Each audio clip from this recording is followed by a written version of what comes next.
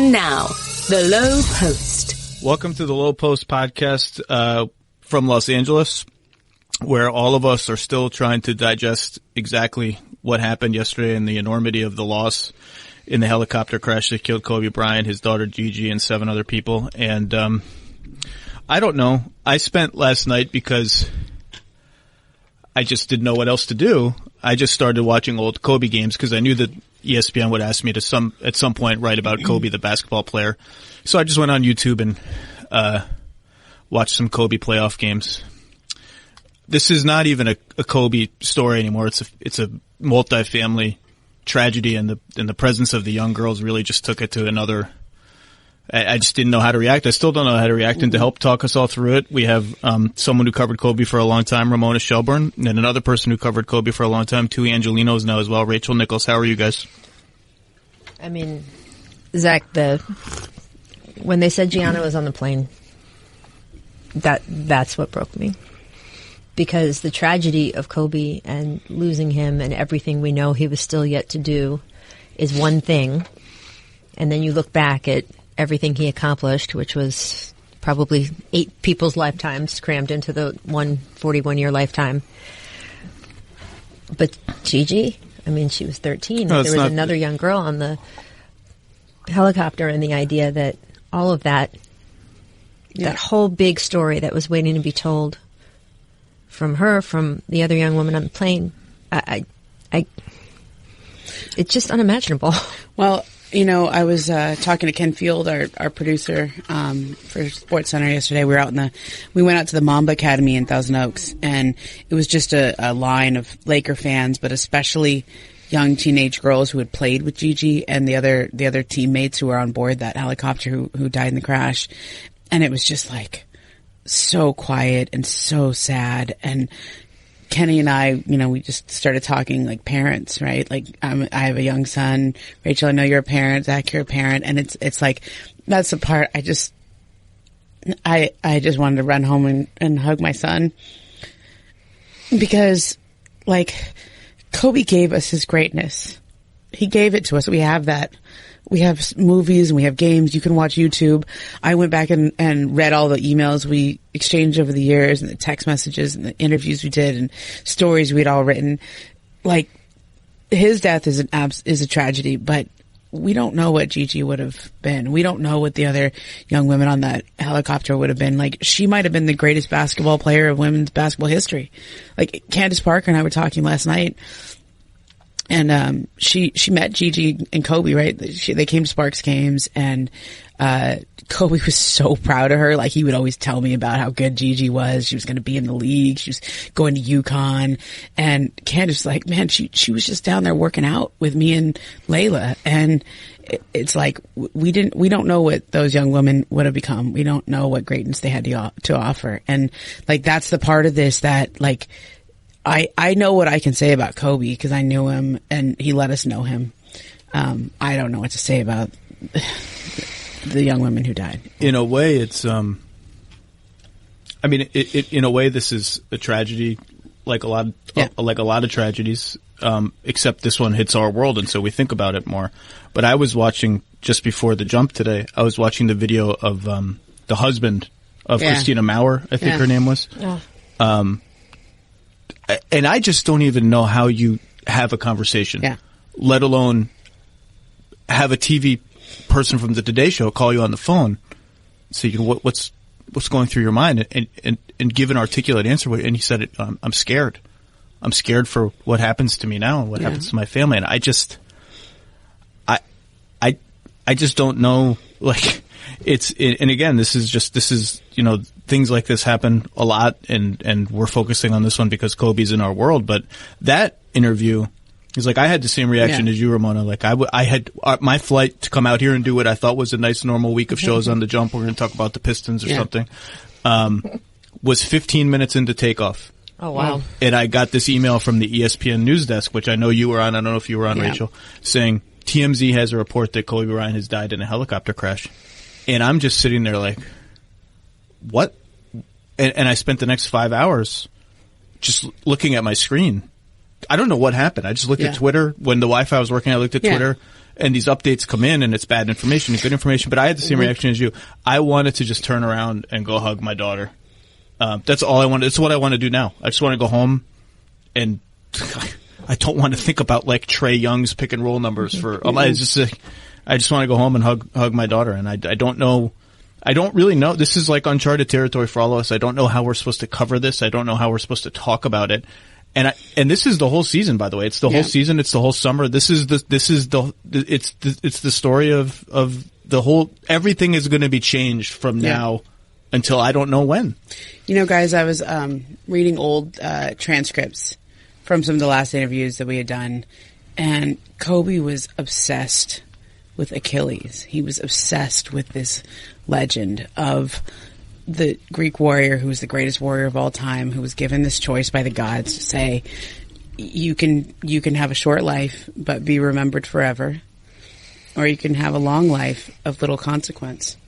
And he was obsessed with that. He, you know, when he tore his own Achilles, he just learned everything about that. And it was like, it was really eerie to me to read this again, to read that transcript in light of what happened, because I think he was already larger than life, but like the way he died, the time he died, how he died, like I just think he's Achilles now. I mean, like, he's short life, remembered forever. But the other side of Achilles is that to have the good, to have that warrior, to be the greatest warrior of all time, there's also a profound sadness. Like, there's this battle where his best friend wears his armor and he's killed because the other army thought they were killing Achilles, and that grief just killed him. I mean, that, and Achilles always had to live with that. I don't know if that's the trade-off that we have with men like this, with legends like this. Like, I don't think it doesn't help me now, but I think to even process this, but I think we're sometimes that's what you turn to, like legends and myths and stories like this, where it's like this is how big and enormous it all feels for everybody, right? Like you said, it's the whole season now, it's the whole year, it's the rest of, for a long time now. Like, you can't talk about Kobe without remembering where you were when you found out how he died. Tracy McGrady was just on the jump and crying like we all have been, and he said he remembered from being a teenager with Kobe. Yeah. Kobe telling him, I want to die young. I want to be a legend. And that kept ringing in his ears yesterday. And of course, as Tracy and I talked about, that changed, of course, once he had children. It's not like he was saying that recently. Yeah. That was the words of an 18 or 19-year-old Tracy McGrady. And at this age, at 40, 41, he wanted to live forever. He wanted to guide Gigi and his 3 other children into whatever they wanted to do and be. He wanted to help all the world's kids. I mean, it sounds like such a, bad Coke commercial or something I'd like to teach the world to sing, but he focused on kids in his post-retirement. Children's books. The Mamba Academy was about training not just young men, but young women that he made such an effort with and such an emphasis on. And hearing T-Mac say that today, that the 18 or 19-year-old version of Kobe said, I want to die young. I want to be a legend. It's not what he, as a later adult, would have wanted. And obviously his family will be forever ripped apart by this. But he is a legend. I was just texting back and forth with Mike Procopio, Sweet Chuck, who used to be an assistant coach with the Mavs and broke into the NBA by being Kobe's sort of personal video guy and scout, and would send Kobe reports at all hours of the night because Kobe was wanted that, and would make crazy requests of him at all hours of the night. And Mike and I will text just literally right now, and he said, how unfair it all is, but he said something to your point, saying, I felt, they've still been in touch. They still talk all the time. He said, I felt like Kobe was becoming a human being now that his career was over, and now that he had stepped out of the NBA and was becoming a father. He said it was fun to see him sort of humanize a little bit and not be a legend and not be something that was, and Kobe participated in his own myth making. I think very intentionally. Toward the end of his career, especially when he suddenly made this transformation, not just to the Black Mamba, which was I think he's talked about a reaction to the Colorado sex assault case and taking on a new identity. And you can't talk about Kobe without talking about that. But I was more struck, I was just as struck late in his career by his sudden transformation into like foul-mouthed, cantankerous, soft as Charmin old man, calling his teammates soft and Charmin. And I thought that was like a very calculated, like I'm the old head legend. I'm the one that I come from the era when, you know, I didn't play AAU. I was overseas. You know, rivals were rivals, and you know, blah blah. It was interesting to. I'm just rambling now because I have a million thoughts in my head. But it was just Mike saying to me, for the first time in all the years I knew Kobe, I saw a regular human, a regular person. Well, it's funny you say the word calculated, and it's true, and it's also something that people could take to mean that you're saying fake, because sometimes people who put on a front, right, calculate it. But for me, watching Kobe go through that another transformation wasn't about being fake. It was about him having purpose about who he wanted to be, and him deciding at this stage of his career. I miss some of that stuff. That in being so hyper competitive, and I mean, he and T-Mac were super tight for the first few years of their NBA careers. Tracy was a year behind Kobe and used to call Kobe on the phone for advice every week. He would stay at his house, but then once they were competing for scoring titles, they didn't speak for years. And I think Kobe realized later in the very end of his career, and certainly the beginning of his retirement, and I don't think it, I know it because we talked about it, he missed out on some things because of his maniacal way he dealt with his teammates and some of the other people around him. And he wanted some of it. Yeah. And so he was calculated in that way of being like, I want to be this kind of person. And it wasn't inauthentic. It was just on purpose. So watching those games last night, it struck me, and this is going to be in my column if my brain ever begins functioning again.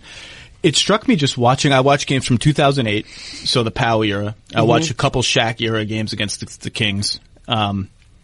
It struck me that Kobe, this is an obvious observation, but he could have been any kind of player that he wanted. He was so talented, and so, like, if you gave him now a spread pick and roll offense, he could average 30 points and 9 assists a game and run 75 pick and rolls a game. He was that talented. And even then, and Robert Horry talked about this on The Jump today with you, Rachel, even then, Kobe, his teammates a lot of times had problems with him because he wanted to shoot all the time. Or he wanted to shoot no times because he was throwing a temper tantrum about how people had told him to stop shooting all the time. And it just, you imagine him playing in a different system or with a different mindset, and you wonder what other kind of player he could have been.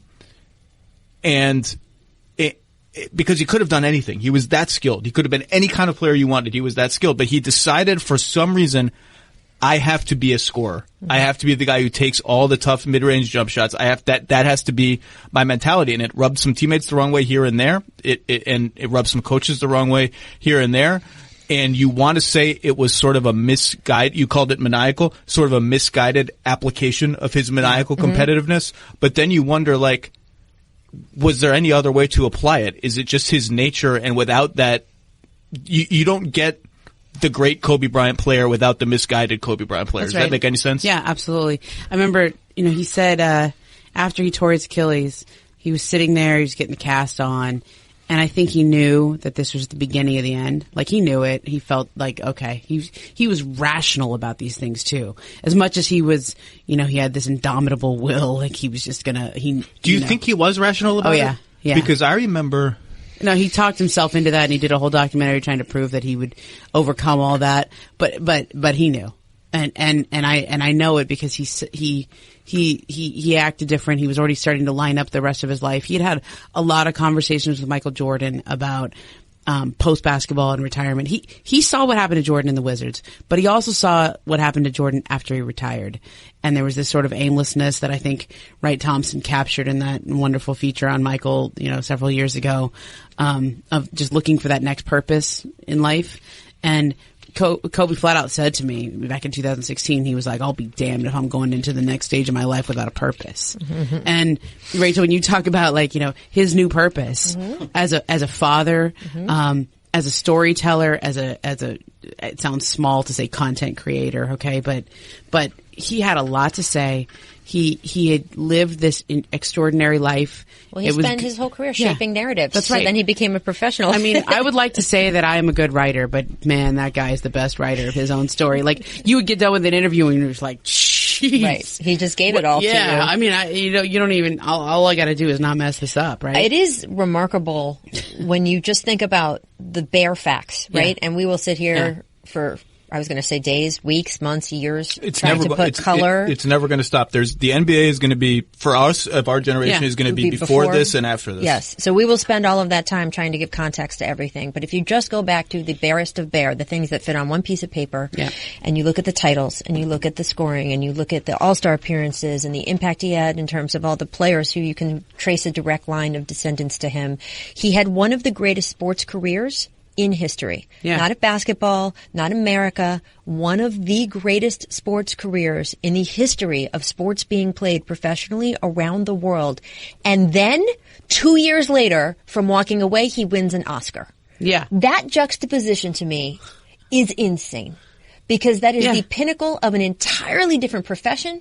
Some of our greatest actors, directors, writers have never won an Oscar. If you think about, I'm not going to start naming people, but obviously there are people who we consider some of our best in that field who have never won an Oscar. And here he was, after doing the best thing in one thing, came in and just like, I'll do that too. Rachel, you know what that is? The word that I keep coming back to today?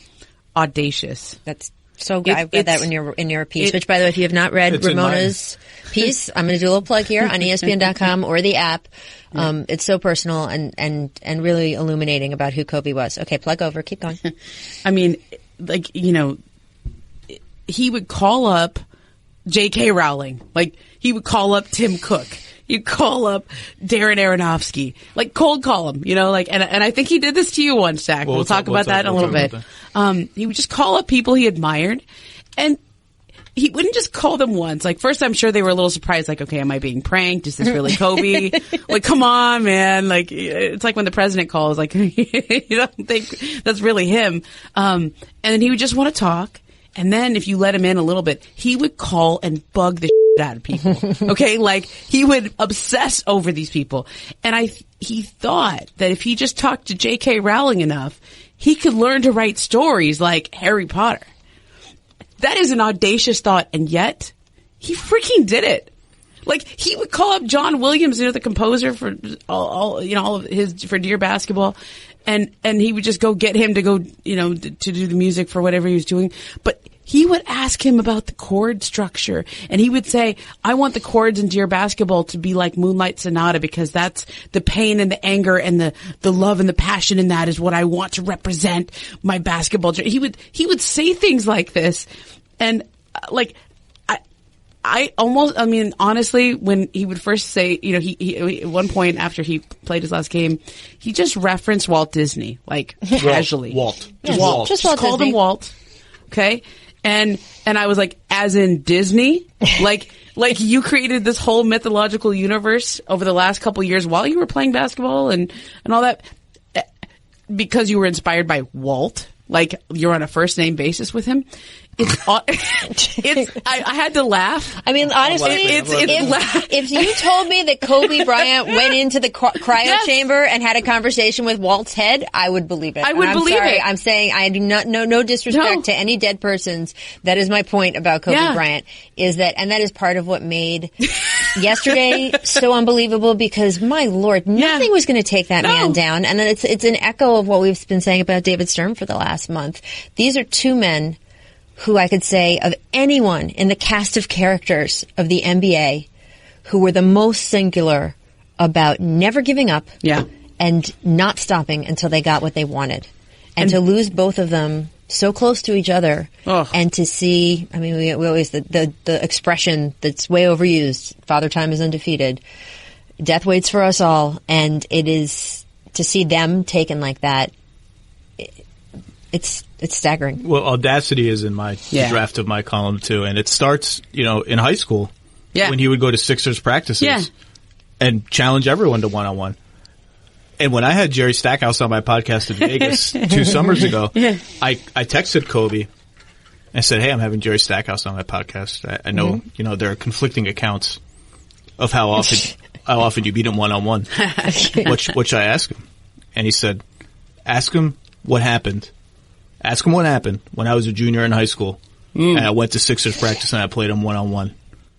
And if he tries to lie and say he beat me once, say this is the text. If he tries to lie, call Tom Thibodeau and call John Luke. He gave me a list of witnesses the receipts. who could confirm that Kobe beat Jerry Stackhouse at age 16 one-on-one every single time they played. He was like, dude, and he was, he's not kidding. He's if he tries to lie, call him out. Do your research. I mean, Rachel, I think we sat together at his last game. We did. And I was kind of nostalgic. I remember I just felt like the whole city saying goodbye to this guy that, that for 20 years he'd been this constant, probably the way New York felt about Jeter. Sure. They are very, very comparable. Yeah. In a few ways. And Jeter had just retired, and so everybody was still, another 2 decades of this guy growing from boy to man, and then aging out and becoming an old man, and as basketball goes. And I felt like that second half, I tend to be a very sentimental person. I count down the minutes. I feel it. I can't help it. I'm like that with myself. I'm like that in sports. And there was no time for nostalgia in that second half. There was no time. This dude was shooting every time he got the ball. His teammates were feeding him. He had no choice but to keep shooting. He was absolutely exhausted. He was tired. That's one of the things I remember, and we talked about it in the moment as you and I were looking at him in the beginning of the fourth quarter and saying, look at him, because we know his body language so well by now, and especially, I don't know what the cameras caught versus what you could see when you're in the room. He was exhausted. Yeah. And yet it's Kobe, so he's keeping pushing. It is the most Kobe thing ever that he took 50 shots, you guys. He never took 50 shots in an NBA game, except for his last one. So that's freaking crazy. I texted a bunch of players. The players are all still reeling about this. Yeah. They're going to share their memories. So many of the great Kobe stories that we've been told, and they're going to share their memories at shoot-arounds and practices. But I did get in touch with Kyle Korver, who told me about that game. Yeah. So that was the last game of the season. And on the last day of the season, everybody plays. And a lot of the games tip at the same time for playoff race purposes. Mm-hmm. And so, but the Warriors were going for 73, remember that? Yes, that was the same night. That's right. I did, and I have to say that there was a big division at ESPN, and I'm sure with a lot of media outlets on who was going to go to what. And ESPN or ESPN2? There was definitely the heavy favorite of going to see the Warriors make this history and get their 73rd win. And it's what ESPN chose to put on the main channel.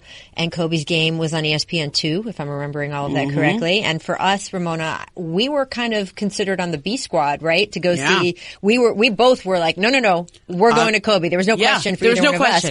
And I remember getting people saying to me, and I'm sure, oh, you don't want to be, this is 73, Rachel, no one's going to ever do this again, 73. And I remember saying, there will never be another Kobe Bryant. Yeah. And I'm going to watch the Warriors next week in the playoffs. I don't even remember who they played. The Warriors? Yeah. They played Memphis. I know that because Matt Barnes said it on the show today. Great. Do you know who was pissed about that? Kobe Bean Bryant. Oh, about being on ESPN. Oh, yeah. Oh, yes. Oh, yes. Yeah. He knew he was on the dude. Oh, yeah. Wait a minute. You think he wouldn't know? No, I'm not. You think that as he was getting ready for the pinnacle, the end of his career, his last NBA game, hosting family, dealing with teammates, it would have also not come under his purview as the 672nd detail of the day that he was on ESPN2? Because trust me, he had time for 680. So I talked to Kyle Korver, and he said, we were flying back from Washington, where we played the Wizards, on the East Coast time slot to Atlanta. And only one guy's phone was picking up any Wi-Fi, and it was Dennis Schroeder. And these are the Mike, by the way, these are the Mike Budenholzer Hawks, right? Right. Pass and unselfish. They stand for everything that is not the way Kobe was playing in that game or at that time. And Korver was like, and I talked to Horford a little bit about it. He's like, all of us were huddled around Dennis Schroeder's phone. The Wi-Fi wasn't good enough to pick up the visuals of the game. It was just play-by-play updates like it was 1995 when you were refreshing Netscape over and over again. It's 3-2. Oh, single to left field. And they would just see the point totals going up and up and up. And they were sitting there on plane and being my God. 50! Right. Yeah! 60! They were we were just sitting there on the plane all standing up together around Dennis Schroeder's stupid phone because he was the only one that was getting Wi-Fi, celebrating every point that was scored. I thought that was a fun story. It's amazing. Yeah, Kobe, to your point, Ramona. I'm glad you brought up the media stuff because the Walt Disney Harry, what was it called? Granity, his university he created. people laughed at that. Yeah. And people laughed at the Muse cage and the puppet snake. Muse cage. And the puppet snake. Remember the puppet snake, Lil Mamba? I mean, the puppet snake kind of deserves some smiles. Come on. No, I'm not. I laughed at it. Let's not put the puppet snake into sainthood just because Kobe died. Oh, no. I laughed at the puppet snake, but at the same time, Kobe had no interest in being a talking head on NBA Countdown. Yep. Mm-hmm. No interest at all. And I admired at least like this guy's going to take big swings. And it was very Kobe-ish. Like this is how he played basketball. He was going to go into the media and he was going to take big swings, and some of them were going to be like grotesque, hilarious failures. Yeah. And like, you know what? He's all right with that. But he was going to commit. You know what I mean? Like he committed to that role. He committed to like whatever he decided he was going to do. And like you go ahead and try to tell him that the snake was kind of silly, right? I mean, you go ahead. You want to try that? He wasn't afraid to make mistakes. Yeah, and that's what I'm saying. I want to be careful about talking about this. You mentioned earlier, you can't tell the story about. Here, I'm going to back up. Sorry, so things aren't conflated. There were things in his life that he deeply regretted later. Yeah, and I'm not just talking about one thing. I'm talking about 3 or 4 very big things. And what I watched Kobe do after each of those things was try to be better. He tried to be better about how he treated women.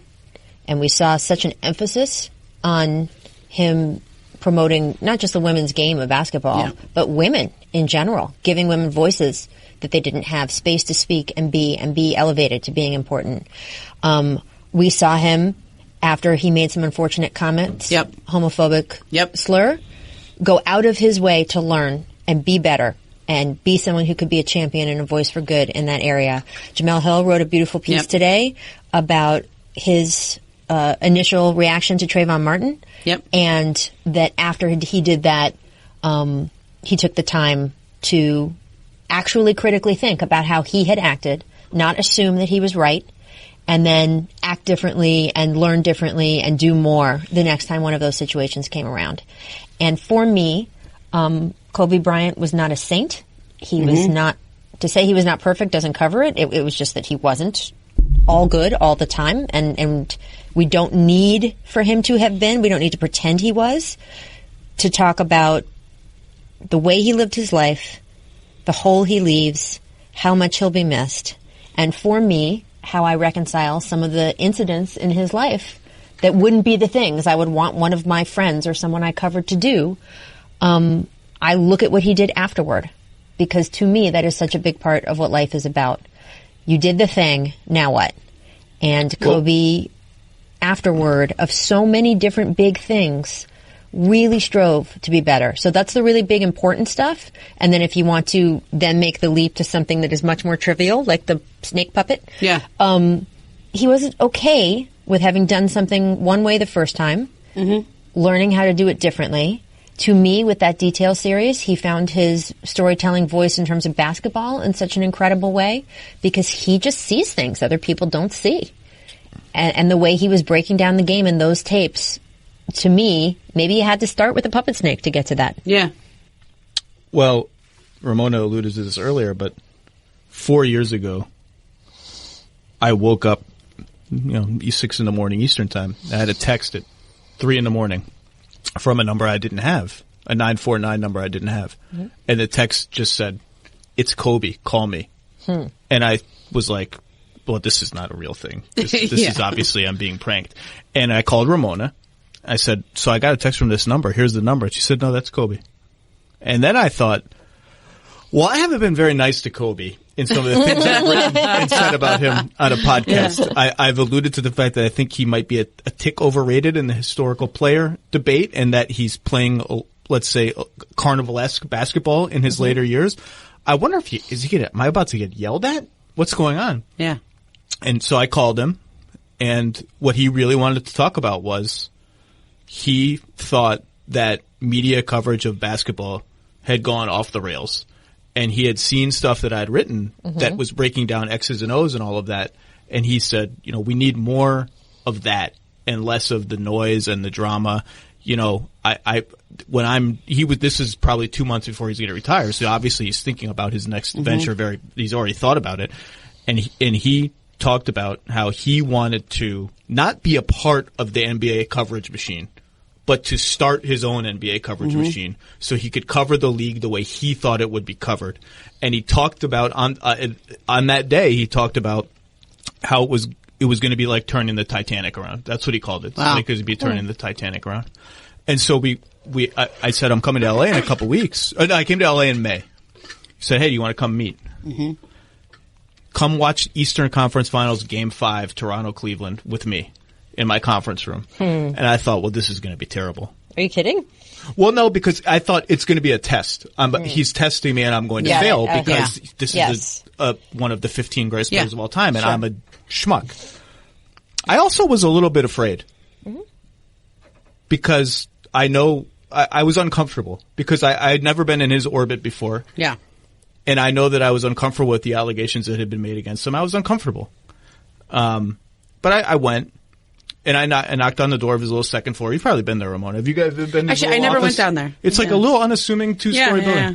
And I'm expecting 17 assistants with Bluetooths in their ears.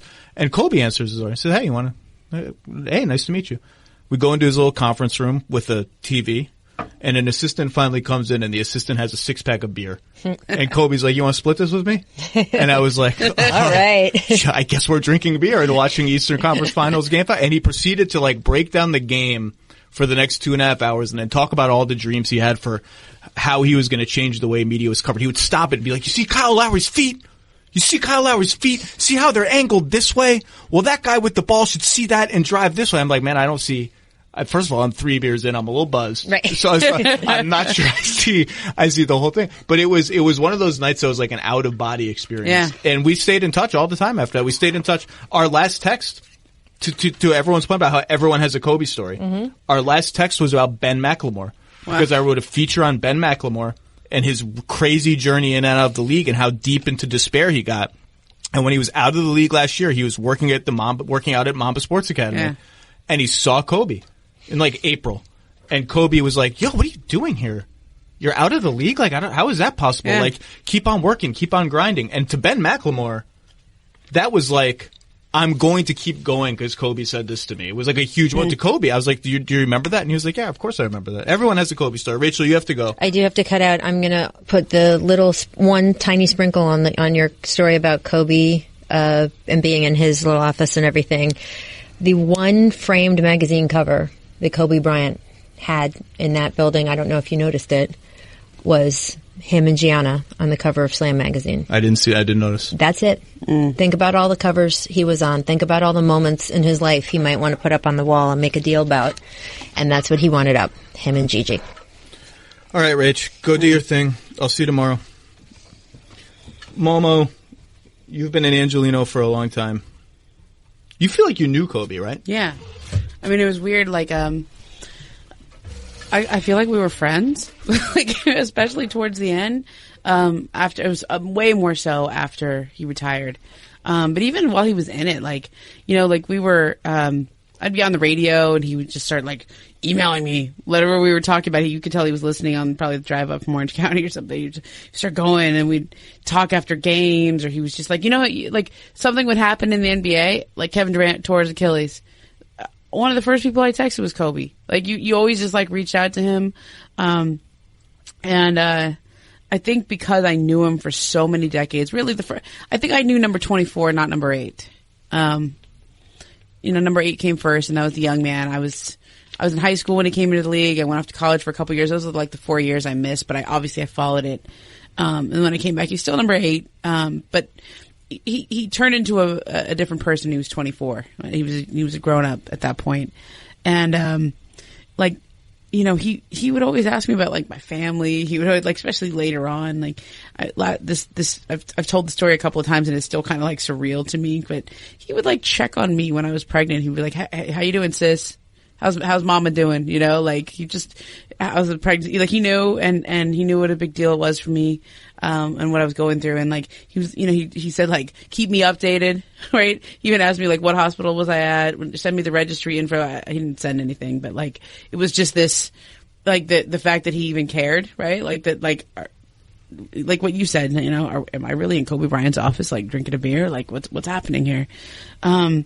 And I remember Gotham Chopper, who did the documentary on him. Like, we used to talk all the time because I felt like Kobe let me and Gotham into his world and his who he was pretty deeply. And so Gotham and I would sort of commiserate about what that was like. Like, I think he said it was exhausting and exhilarating.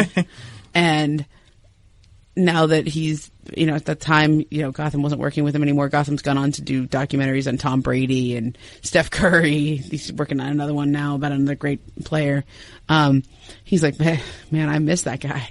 He drove me crazy, but there's nobody like him. And so I feel like my job right now, like yesterday when this happened, I feel like it's my job to tell people about the man that I knew, the guy who let me see him, who talked about deepest, darkest, awful things, who talked about his fears and the way he saw the world. I mean, I pushed him pretty hard the last few months of his career because I challenged him on a lot of things, and it was like a game of one-on-one. Like, it was amazing. And I just think, I feel honestly like I don't know what to do personally. I think I'll go home and I'll hug my son, and I'm going to feel the personal loss a lot more once I get done with the initial having to work and talk and share. But I also feel like it's kind of an honor that he let us know him. And I feel very strongly that that's what I should do. What else should people know? Like, when you say you talked about darkest fears and this and that, like what are conversations, if any, that stand out to you? I said, what are your fears? We talked a lot about the hero's journey, right? Like, who are the threshold guardians? Who are the dragons that you had to slay? And he goes, to a certain extent, every day I was vulnerable. You're always dealing with fear, with something in your imagination, something that you think can happen. But you just say, I don't know if I can do that, but I'll give it a try. Like he wasn't fearless. He may seem like it, but he was just much better at compartmentalizing that, at dealing with it, at looking it in the eye. He told me to keep him updated on the pregnancy. Like, I told him, I think I sent a text like, all right, game on, like when I was heading to the hospital, and, he checked on me later. Like, I think I got an emoji first, and then he checked on me later, and it was like 38 hours into the labor. And he just like knew what to say. Like, he just said, you're about to have one of the greatest blessings that God can give. And not everybody gets to do that. And women make miracles. And, if men were giving birth, like, we wouldn't have a civilization. And it was just like, and then I think I got a bunch of emojis with like, the flex bicep emojis or something. And it was like, I don't know. It was just, the message was pretty simple. It was like, focus on the blessing, not the fear or the pain. I got it. And, I had plenty of people there support me. I had plenty of friends and family, but I was like, wow, focus on the blessing. This fear or pain is just transitory. It's just ephemeral. Why do you think he resonates? Why do you think every player who's 30 and under is a Kobe guy? I think because he was one text away. And when he texted you back, or he wrote you, or he tweeted at you, or whatever it was, and Candace Parker told me this last night when we were talking about it. She goes, you kind of knew what he was going to say, but it was better when he said it. It's like, it's almost like he had this like Yoda-like quality. Like he had lived through so many things. He'd challenge himself. He'd been through a lot of everything. And he just kind of had this way of, putting things and putting it in perspective, because he always tapped into the higher purpose, which is, to pursue your own greatness, to fulfill your own highest self, which I think was what he was always going for. Rachel made a really eloquent point earlier when she said, he made a lot of mistakes and he felt deep regret for them, and he should, but he tried to do better. He tried to be human. He even said about this, like, when I asked him about, some of the bad parts of his life, he said, you have to understand the fact that we're human. We all say things that we shouldn't say. We all do things we shouldn't do. We are all angels and we are all devils. How are you going to understand that other than to understand the fact that we are all of those things? And it made me think about that famous quote, do I contradict myself? Let me count the ways.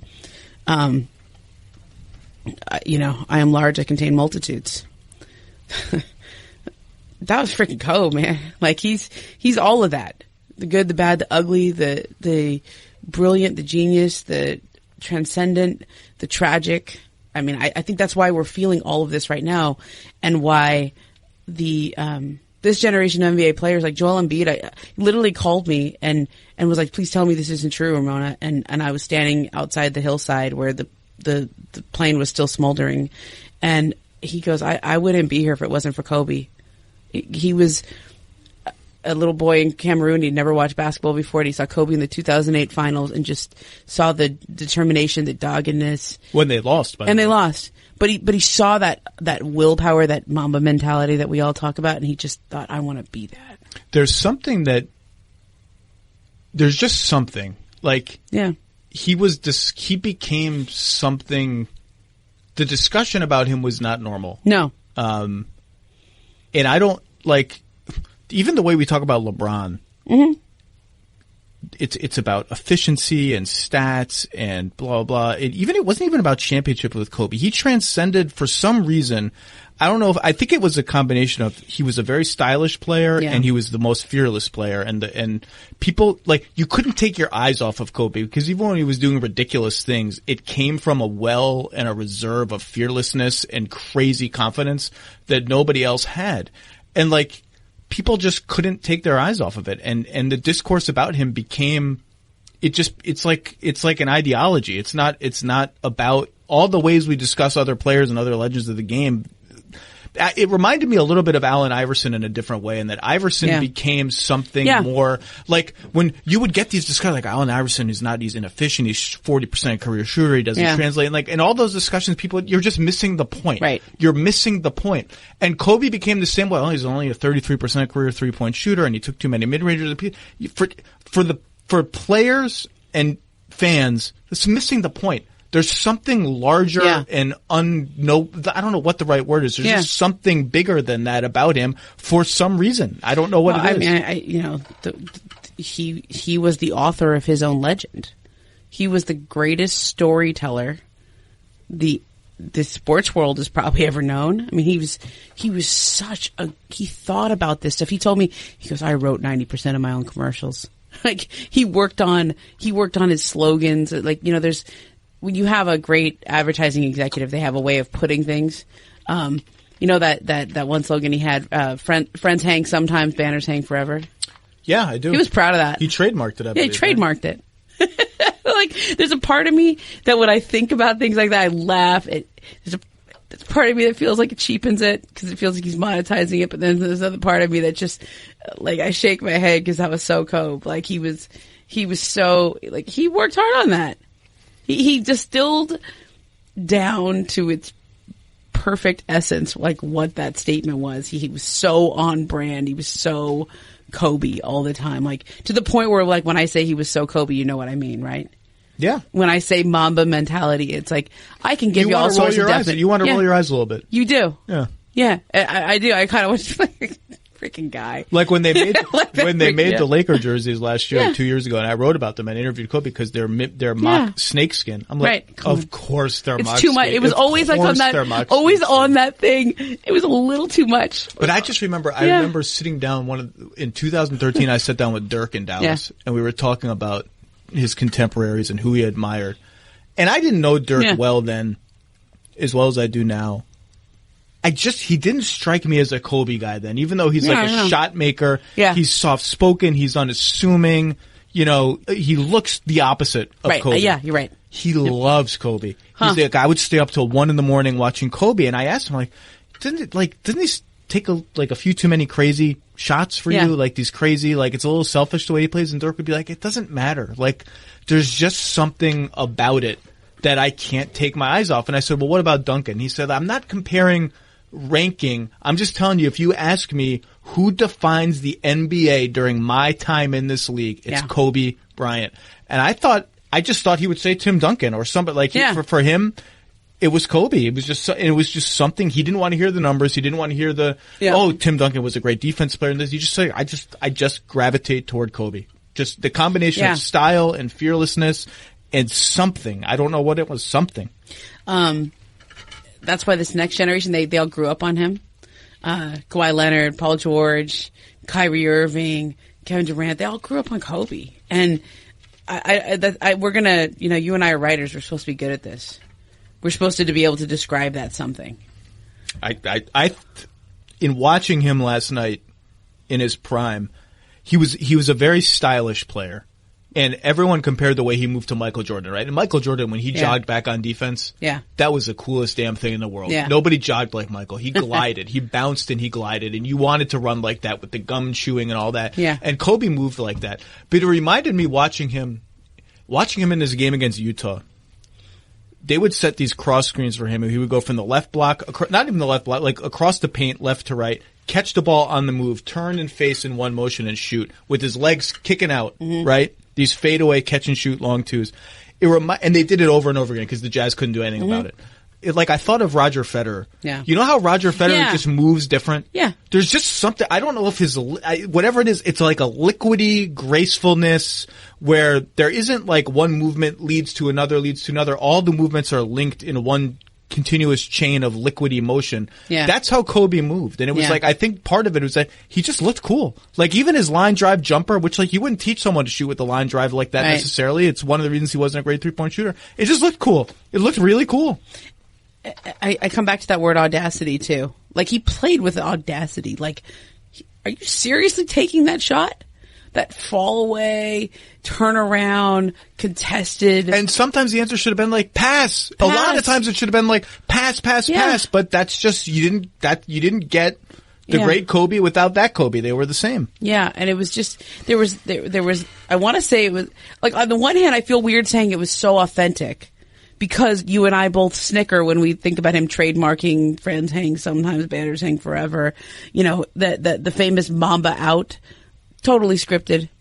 Of course. He had shirts saying Mamba out, ready to sell on the website the second the game was over. He was always going to say it, and yet when he delivered the line, it felt absolutely authentic, didn't it? I guess. So I don't know. It's such a contradiction. But it felt that way. Like, the kids would say, I don't know, he was a real one. Right? Like, I don't even know what that means, but it's a certain quality about Kobe that people connected to in a very authentic way. And I think it probably has to do with how much of himself he let us see. He was always guts on the floor. I don't think I know he was compartmentalizing and sublimating, fears and doubts and, whatever you want to say that everybody has. But you read it on his face. You felt his emotions, the rawness. Like, remember in 2008 in Boston, were you there for that game? I wasn't covering the NBA then. So I didn't start covering the NBA until the tail end of Kobe's career. Okay. 10-11 was my first year. So I watched, but I was not there for prime Kobe. I was there for that. And, he just sat in the dark. Like, he's full uniform. He wouldn't even change out of his uniform. And it was just like this absolute, utter despair. And he sat in the dark in the showers, and there's that famous Ron Artest scene where he goes in there and says, "I'll get you back next time. I'm gonna be there for you. We're gonna win next time." But he goes and addresses the media afterwards, and you could tell he'd been crying. He was raw, and you could tell how much that meant to him. And it was like, it was so real. Like, as much as he did everything that was scripted, determined, thoughtful, born out, like, he always just kind of showed you what was in his guts, in his heart, in his soul. And I think it's really that authenticity that everybody connects to. Yeah, he had a bad last 3 games of those finals. 6 of 19, 8 of 21, 7 of 22, and they kept him relatively off the foul line. If you look back at his series against Utah from 2 rounds before, here are his free throw attempts in game by game in the second round of the playoffs. 23, 12, 17, 10, 17, 17. Wow. That's insane. That's ridiculous. And people want to, sometimes it will end, I don't know how to end, but people want to skirt by those 2 championships in 09 and 10 as like it was a weird kind of interregnum in the NBA. Yeah. Like LeBron's Cleveland teams weren't ready. He was about to go to Miami. Kevin Garnett got hurt. Blah blah. You can't do that. Like to everyone is hard. And like Stan Van Gundy and I were supposed to do a podcast. He was going to call the game on TNT tomorrow. Or we're taping this on Monday afternoon. And that he's not coming. But I mean, we were texting about that finals in 2010 between the Magic and the Lakers, and he was just like, "Man, he just kicked our." There was just nothing we could do. And like that Magic team was really good. Yeah. And those Cleveland teams were really good. They never got to play in the finals. But you can't skirt by those titles just because of those things. Every championship is hard to win.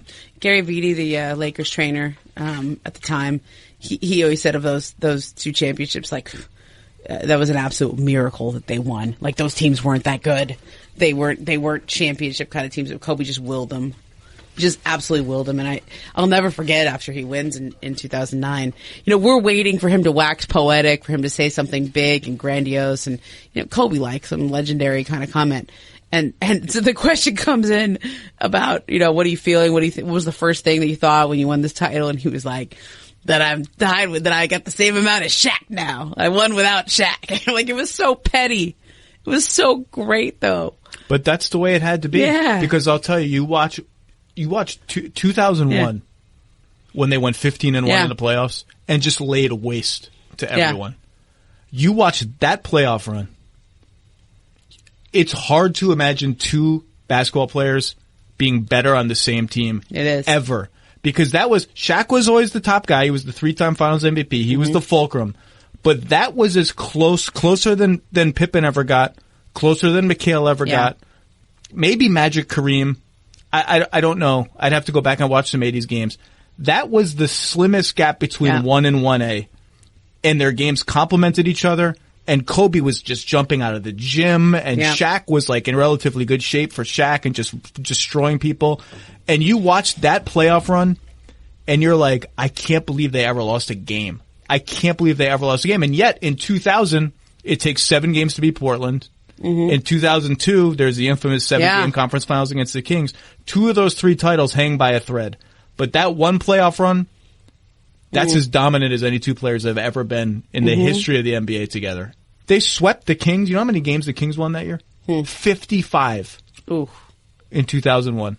Swept like them. roadkill. Yeah. Just like we're done. Yeah, I mean, just like Jordan, there's so many great teams and players whose careers are just footnoted as they kept losing to Michael, right? Like those great Utah Jazz teams, the Sonics teams, like there's a lot of those, those great Kings teams. They kept losing, right? The Portland teams, like they could have and probably should have been champions one of those years. They were good, but Kobe and Shaq were better. And looking, I actually feel I've spent a day and a half really just talking about it, feeling, processing. I'm in a place now where I'm really having a good time remembering all of that. Like I'm remembering the man, the memories he left, the way he played. Because I think, and we can all say this, Zach, do you think we'll ever cover a guy like this again? Do you think we'll meet a player like this again? Well, it depends what you mean like this. We'll cover a player as great or greater. Yeah. We are right now. Yeah, okay. Someone who just captures the imagination of people this way, I don't know. I really don't know. We'll see. Probably yes, but I don't know. I don't know. Well, anyway, we don't. There's a Clippers-Lakers game tomorrow. Maybe. We'll see. And I don't really know how to go back to covering the league in the next few days, but we're all going to give it a shot, I guess. And I don't know what we're going to do. We'll see if that game happens tomorrow, and if it does, I suspect it will be more of a tribute than a game. Yeah. But Ramona, you posted a story today on ESPN.com. It's probably leading the site right now. It's not going to be hard to find. And after he retired, you wrote a wonderful long feature, which I reread yesterday on the flight out here about, the death of his NBA career and how he was reckoning with that. Please go read both of those and go back and hug your son, Ramona. That's where I'm going right now.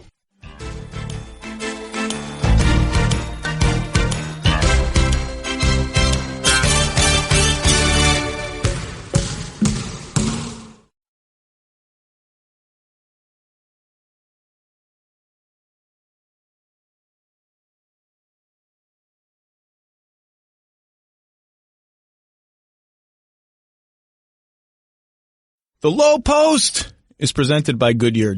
Drive always discovers possibilities. Goodyear, more driven.